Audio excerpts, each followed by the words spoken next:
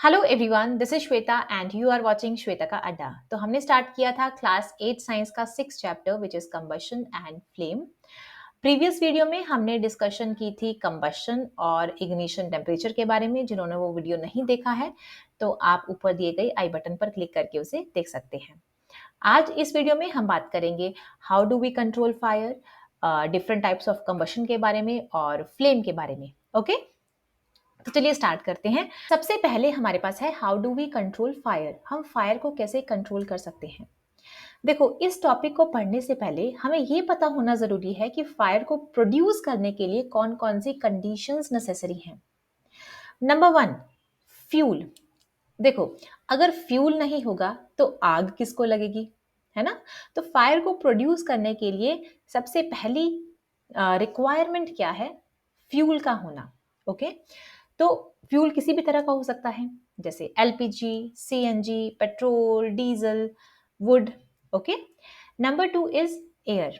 ये तो हम सबको पता है कि एयर क्या है, air is necessary for burning. अगर एयर नहीं होगी तो आग नहीं लगेगी। Third one is heat. अब हीट क्यों चाहिए। देखो, प्रीवियस वीडियो में हमने बात करी थी एक टॉपिक पर, इग्निशन टेम्परेचर।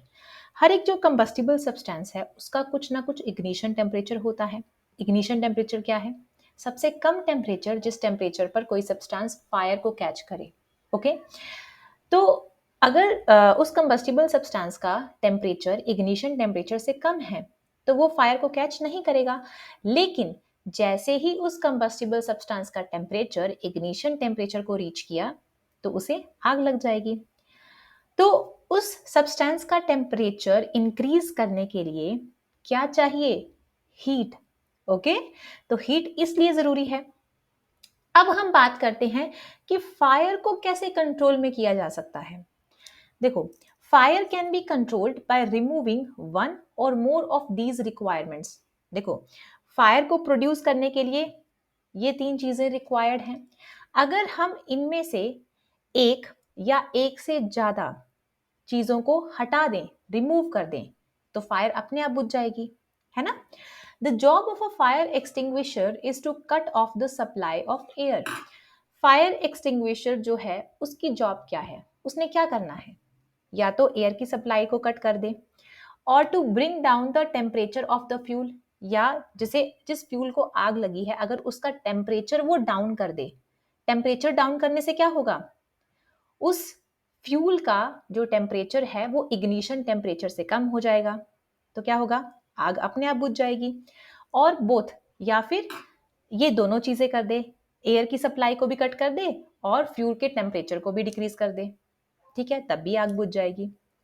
ठीक है, अच्छा, अब हम एक टॉपिक पर बात करते हैं। मोस्ट कॉमन जो फायर एक्सटिंग्विशर यूज होता है हमारे होम्स में वो क्या है, वाटर।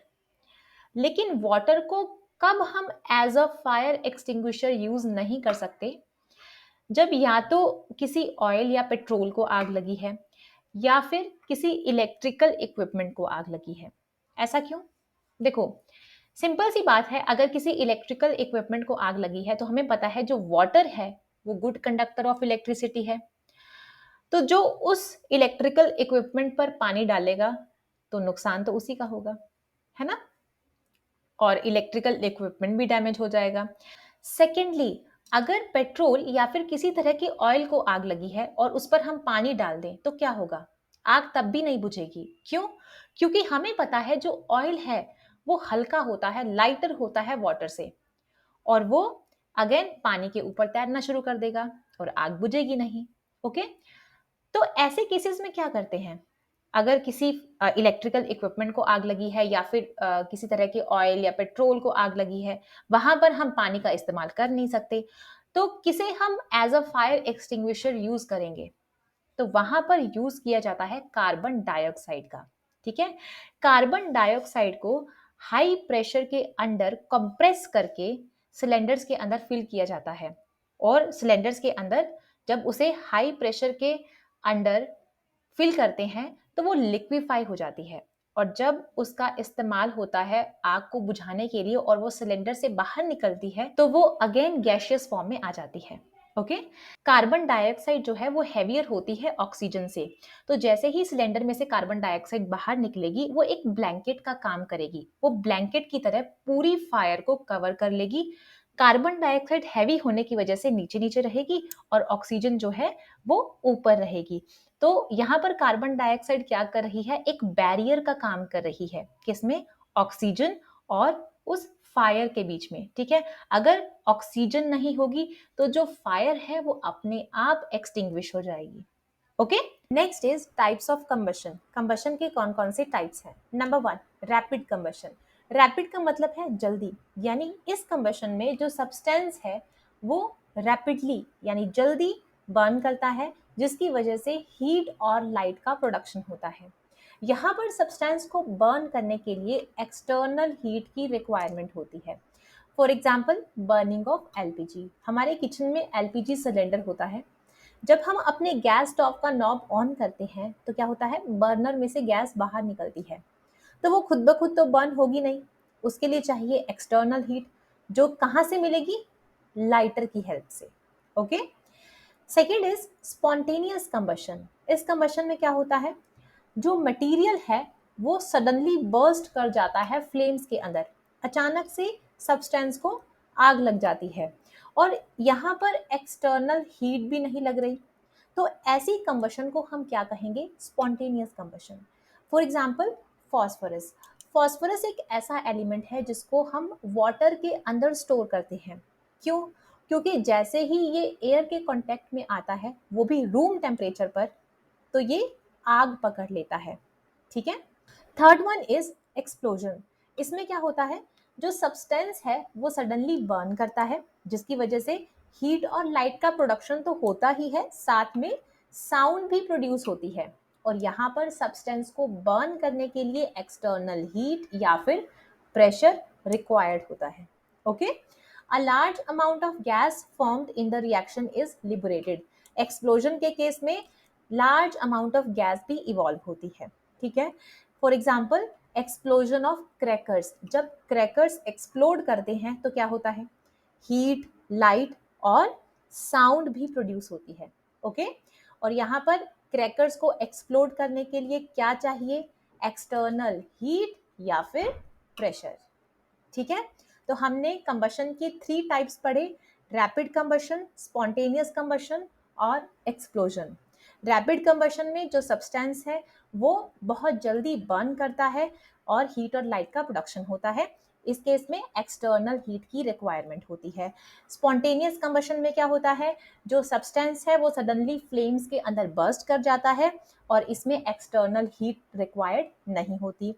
और एक्सप्लोजन के केस में क्या होता है, जो सब्सटेंस है वो सडनली बर्न करता है, इसमें हीट, लाइट और साउंड का प्रोडक्शन होता है और इसमें एक्सटर्नल हीट या फिर प्रेशर प्रेशर रिक्वायर्ड होता है। ठीक है। एक्सप्लोजन के केस में लार्ज अमाउंट ऑफ गैस भी लिबरेट होती है। आई होप आपको ये तीनों टाइप्स कंबशन के समझ में आए होंगे। ठीक है। ये कुछ एग्जाम्पल्स हैं रैपिड, स्पॉन्टेनियस कंबशन और एक्सप्लोजन के। Clear? Next topic is flame. Flame का अगर हम हिंदी में मतलब समझें तो इसे हम कहते हैं लपट। लपट तो हम सबने देखी है, जैसे ही हम कैंडल को बर्न करते हैं तो हमें क्या दिखाई देता है, लपट, फ्लेम। ओके। तो ऐसा नहीं है कि हर एक सब्सटेंस जो बर्न करता है वो फ्लेम प्रोड्यूस करेगा ही, नहीं। कुछ सब्सटेंसेस ऐसे होते हैं जब वो बर्न करते हैं तो वो फ्लेम का प्रोडक्शन करते हैं। तो ऐसा क्या खास होता है उन सब्सटेंसेस के अंदर? ठीक है। The substances which vaporise during burning. ऐसे सब्सटेंसेस जब हम उन्हें बर्न करें तो वो वेपोराइज हो जाएं, वेपर्स की फॉर्म में कन्वर्ट हो जाएं, तो वो सब्सटेंसेस फ्लेम प्रोड्यूस करेंगे। ऐसे सब्सटेंसेस जिन्हें हम बर्न करें और वो वेपोराइज ना हो तो वो फ्लेम प्रोड्यूस नहीं करेंगे। लेकिन ऐसे सब्सटेंसेस जिन्हें हम बर्न करें और वो वेपोराइज हो जाएं, वेपर्स की फॉर्म ले लें, तो वो सब्सटेंसेस फ्लेम प्रोड्यूस करेंगे। Okay. For example kerosene oil और molten wax. Okay. Charcoal on the other hand does not vaporise and so does not produce a flame. जब हम चारकोल को बर्न करते हैं तो वो वेपोराइज नहीं होता, जिसकी वजह से फ्लेम भी प्रोड्यूस नहीं होती। ठीक है, नेक्स्ट हमारे पास एक एक्टिविटी है, इसमें हमें क्या करना है, लाइट अ कैंडल, एक कैंडल जलानी है। Hold a glass tube with a pair of tongs, tongs की हेल्प से हमें एक ग्लास ट्यूब होल्ड करनी है। And introduce it's one and in the dark zone of a non flickering candle flame. Candle flame की जो dark zone है उस जोन में हमें ग्लास ट्यूब का एक एंड इंट्रोड्यूस करना है। ठीक है, bring a lighted match stick near the other end of the glass tube. ये जो दूसरा एंड है ग्लास ट्यूब का, उस एंड के पास हमें एक लाइटेड मैच स्टिक लेकर जानी है। ठीक है, अब हम देखेंगे, ऑब्जर्व करेंगे कि क्या होता है।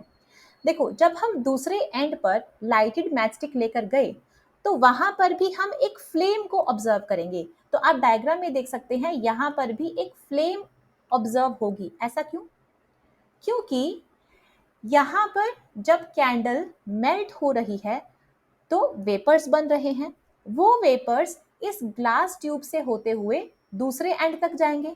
ठीक है, जब हम लाइटेड मैचस्टिक उस एंड के पास करेंगे तो क्या होगा, वो वेपर्स बर्न करेंगे, जिसकी वजह से हमें क्या दिखाई देगी, फ्लेम। ओके,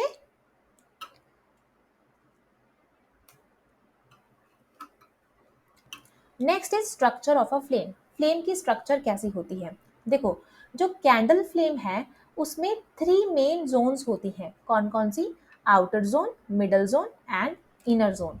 हम इनर जोन से स्टार्ट करते हैं। अगर आप फ्लेम को ध्यान से देखेंगे तो जो विक के पास वाला एरिया है उसे हम कहते हैं इनर मोस्ट जोन। ओके, और इस जोन के अंदर अनबर्न्ट वैक्स वेपर्स होते हैं, यानी ऐसे वैक्स के वेपर्स जो बर्न नहीं हुए हैं। ओके, और इस जोन को हम ब्लैक जोन या फिर डार्क जोन भी कहते हैं।